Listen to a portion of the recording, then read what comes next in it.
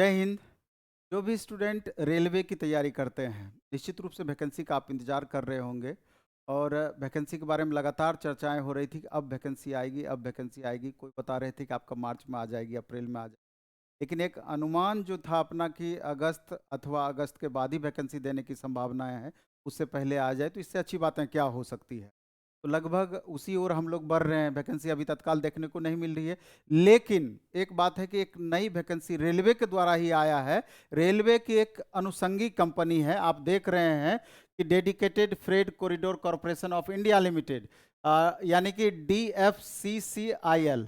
ये भारत सरकार का रेल मंत्रालय की एक अनुषंगी कंपनी है। आप 100% मान सकते हैं कि ये पब्लिक सेक्टर यूनिट है और कंप्लीट रेलवे का ही एक रेलवे का ही भाग है। इसलिए इसके अंतर्गत भी अगर आप जॉब आपको मिल पाता है तो वो उसी मोड में रहेगा जिस तरीके से भारतीय रेलवे की वैकेंसी आती है और उसको आप भरते हैं।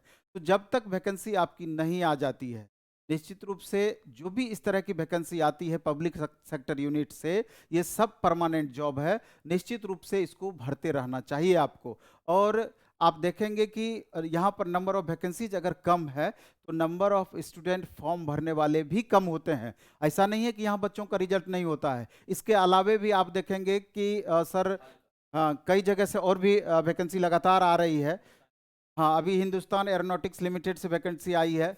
इसके बाद CSIR से वैकेंसी आई हुआ। ये सब भारत सरकार का उपक्रम है और निश्चित रूप से कमी वैकेंसी, चाहे 40-50 ही वैकेंसी क्यों ना हो, 100, 150, 200 वैकेंसी क्यों ना हो, आपको फॉर्म भरते रहना चाहिए। लगातार एक्सपीरियंस भी गेन होगा और लगातार वहाँ पर रिजल्ट भी होता है। इतने सारे बच्चे यहाँ पर तैयारी करते हैं।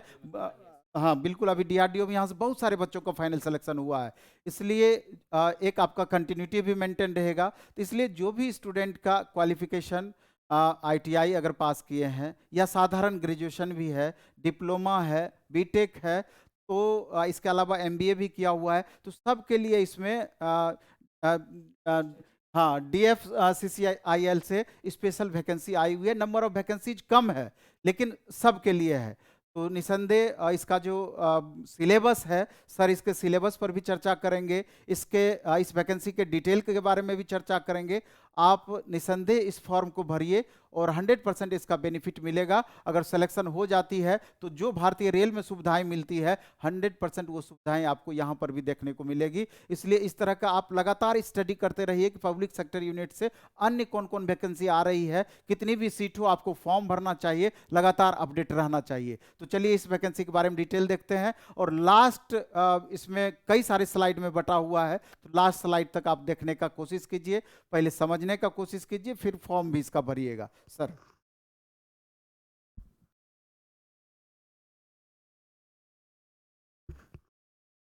बहुत बहुत धन्यवाद सर। साथियों, हम ये जैसा सर ने कहा था ठीक उसी प्रकार से आप देखिए तो हमारी जो वैकेंसियां हैं बहुत सारी छोटी छोटी मात्रा में आ रही हैं। जैसे आपका इसरो का आया, जैसे आपका बार का था, या फिर आपका एम्स का है, या फिर आपका हिंदुस्तान एरोनॉटिक्स का है, ठीक है। तो फिर आपका सतलज जल विद्युत परियोजना का था। तो कई सारी वैकेंसियां कम कम मात्रा में रहती हैं, लेकिन आनी बिल्कुल साथियों शुरू हो गई हैं। तो आज हम चर्चा करेंगे DFCCIL के बारे में। 535 पद हैं। सबसे पहले तो हम बता दें कि आपके मन में होगा कि ये रेलवे का है या नहीं है। स्पष्ट ये रिक्रूटमेंट नोटिस लिखा गया है, एडवर्टाइजमेंट नंबर 01DR 2023। यहाँ स्पष्ट मेंशन किया गया है कि DFCCIL is a schedule a public sector undertaking under the administrative control of government of India, ministry of railway. यानी भारतीय रेल के अंतर्गत ये उसकी एक अनुषंगी कंपनी है और वो पब्लिक सेक्टर के अंदर आती हैं। सारी सुविधाएं और सब कुछ बहुत जबरदस्त आपको मिलेगी। पहले फेज में जो कंस्ट्रक्शन है उसको 2 डेडिकेटेड फ्लैट में इन्होंने डिवाइड किया है, कॉरिडोर स्पैन किया है। एक लुधियाना दिल्ली कोलकाता ईस्टर्न DFC है, मुंबई दिल्ली आपका वेस्टर्न DFC है। एट प्रेजेंट में जो कंपनी है उसका कॉर्पोरेट ऑफिस कहां पर है? दिल्ली में है। अब फील्ड यूनिट आपका अंबाला में है, मेरठ में है, आपका टुंडला में है, फिर आपका प्रयागराज में है, उसके बाद आपकी पंडित दीनदयाल उपाध्याय नगर में है, कोलकाता में है, मुंबई में है, अहमदाबाद में है, बड़ोदरा में है, अजमेर, जयपुर और नोएडा में है। काफी अट्रैक्टिव लोकेशंस पर इसकी जो है आपकी यूनिट्स एस्टेब्लिश हो चुकी हैं, फील्ड यूनिट्स। अब इसमें सबसे महत्वपूर्ण तथ्यों पर हम बात करते हैं, इंपॉर्टेंट डेट पे बात करते हैं।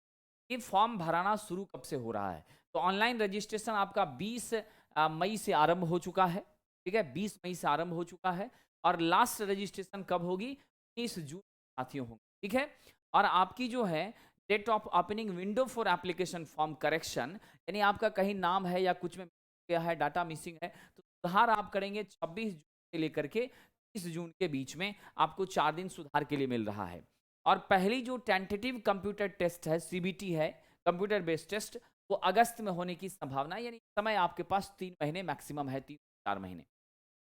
सेकेंड स्टेज का सीबीटी वो दिसंबर में जाकर के होगा, 4 महीने का गैप मिल रहा है, ठीक है। और फिर आपकी जो है tentative schedule for CBAT, CBAT सभी बच्चों के लिए नहीं, हम बताएंगे किन के लिए है। सीबीएटी जो है वो मार्च 2024 में होगी, थोड़े विलंब से होंगी। आइए दोस्तों बात करते हैं सबसे पहले। एक तो स्पष्ट है, ये पूरी जानकारी आपको कहाँ मिलेगी? efccil.com के वेबसाइट पे मिलेगी। किसी भी तरह का कंफ्यूजन या फिर इंक्वायरी या किसी भी तरह की जानकारी के लिए आप हेल्प डेस्क से संपर्क कर सकते हैं। 7353014447 ये हेल्प डेस्क का नंबर है, एडवर्टाइजमेंट पर मेंशन किया हुआ है। ऑफिस आवर में आप बिल्कुल इस पर बात करके अपनी जानकारी किसी भी तरह की ले सकते हैं, खास करके रिक्रूटमेंट से रिलेटेड। आइए सबसे पहले सिविल का हम देखें।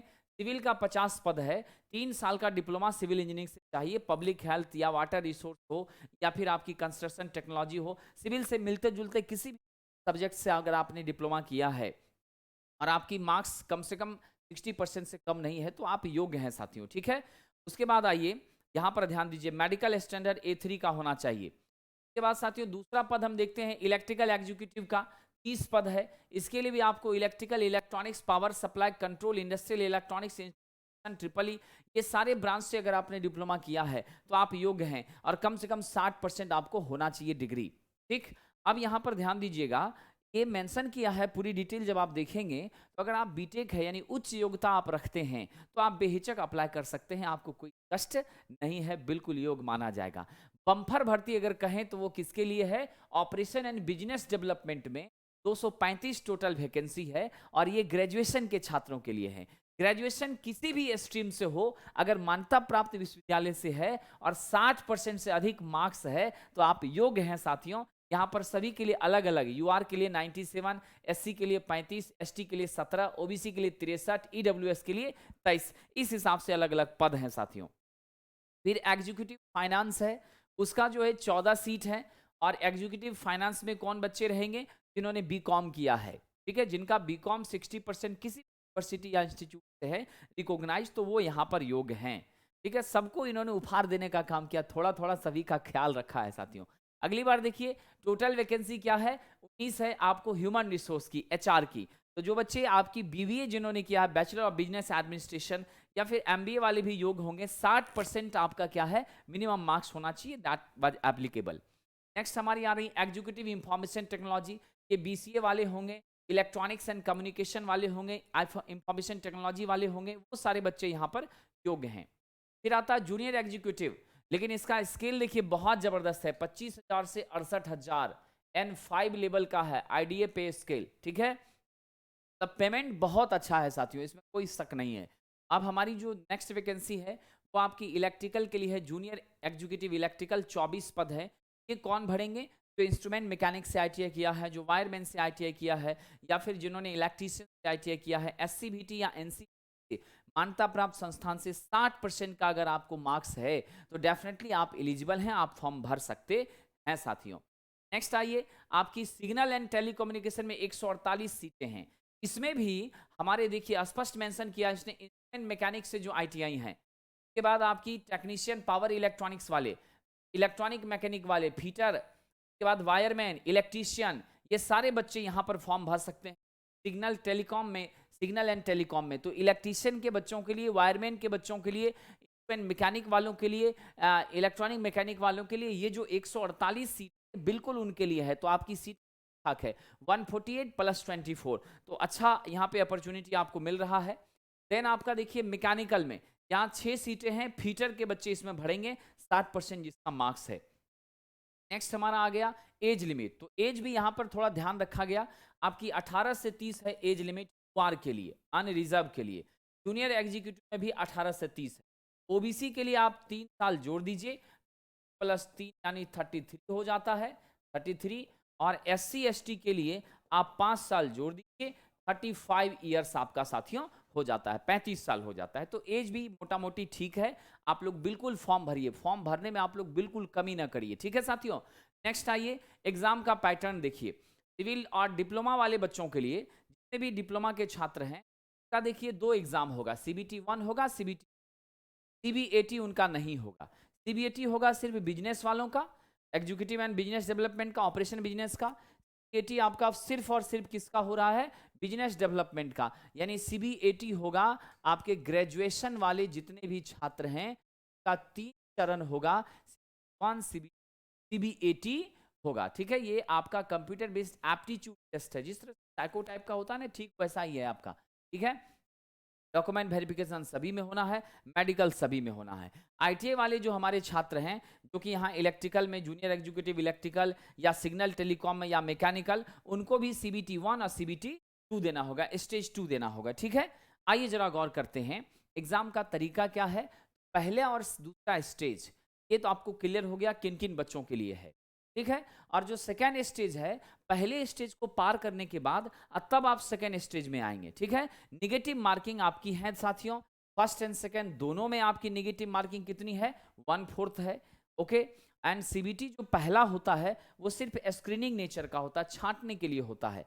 वहां से हम 20 टाइम्स बच्चों को क्या करते हैं, जितनी वैकेंसी उसका 20 गुना बच्चों को छांट लेते हैं, उसका सीबीटी लेते हैं। सीबीटी जब उनका सिलेक्शन हो जाता है तो सीधा उतने ही बच्चों को लेते हैं डॉक्यूमेंट वेरिफिकेशन के लिए जितना हमको छांट लेना है। तो अल्टीमेटली वहां पे 3 गुना 4 गुना वाला सिस्टम नहीं है।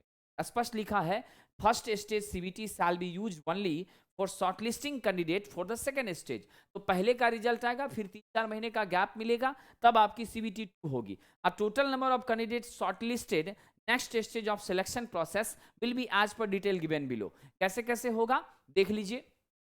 सेकेंड स्टेज का जो कंप्यूटर टेस्ट होगा वो 20 गुना बच्चों का लिया जाएगा, ठीक है।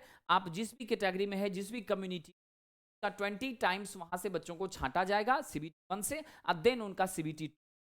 फिर रहा सीबीएटी, ये सिर्फ किसके लिए है? एग्जीक्यूटिव कौन सा? ऑपरेशन एंड बिजनेस, जो कि 235 था, ग्रेजुएशन वाले बच्चे उनके लिए हैं।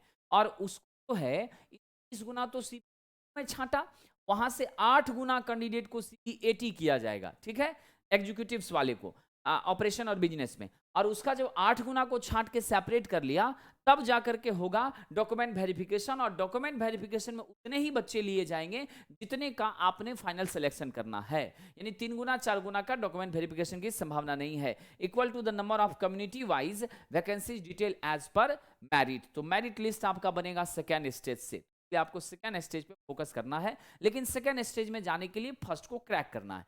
फर्स्ट स्टेज में देखिए सभी के लिए क्या है, मैथमेटिक्स आपको 30 नंबर का, जनरल अवेयरनेस आपको 15 नंबर का, जनरल साइंस आपको 15 नंबर का, फिर आपका लॉजिकल रीजनिंग 30 नंबर का, फिर आपका नॉलेज रेलवे से संबंधित 10, यानी रेलवे का पूरा इतिहास, कहाँ कहाँ क्या है, कितना मंडल है, कहाँ कौन सा है, कोर्स पे क्या है, इस तरह की जो पूरी जानकारियां हैं वो आपको पूछी जाएंगी। तो टोटल 100 मार्क्स का होगा सीबीटी 1।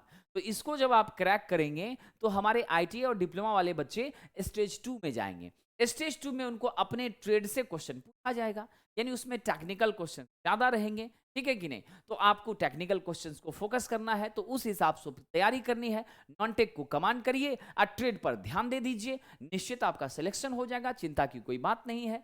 अब रही बात यहाँ पे पोस्ट कैटेगरी की, तो हमारी जो फी है हर एक छात्रों के लिए ध्यान रखिएगा। यूआर के लिए, ओबीसी के, नन क्रीमिलियर या ईडब्ल्यूएस के लिए एग्जाम फॉर्म का फी कितना है?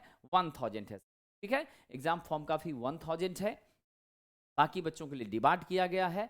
और हम आपको बता दें कि आप लोग डेफिनेटली क्या करें, अपनी पढ़ाई पर ध्यान दें। वैकेंसी धीरे धीरे आनी शुरू हो गई है, समय बिल्कुल ना गंवाएं, जी जान से लग जाएं, ट्रेड पर पूरा कंसंट्रेट करें, नॉन टेक के पोर्शन पर रेगुलर मेंटेन करें, रेगुलर रिवीजन करें, ठीक है। हमारी नई बैचेज जो हैं आपकी सभी तरह की परीक्षाओं से संबंधित नई बैचेज हमारी 23 मई से स्टार्ट हो रही हैं 7 से 8 PM में, ठीक है। तो आप लोग फॉर्म जरूर भरिए और आपकी जो रिक्वायरमेंट्स, सारे रिक्वायरमेंट्स पे हमसे चर्चा करिए। हम टेस्ट सीरीज भी आपके बीच लेकर आते हैं एवरी सैटरडे 50 क्वेश्चन का। बाकी मंडे टू फ्राइडे हमारा टेस्ट सीरीज चलता है, तो आपको काफ़ी हेल्पफुल हर एग्ज़ाम में होता है। तो आप लोग जी जान से पढ़िए। बहुत-बहुत धन्यवाद। आपके उज्ज्वल भविष्य की हार्दिक शुभ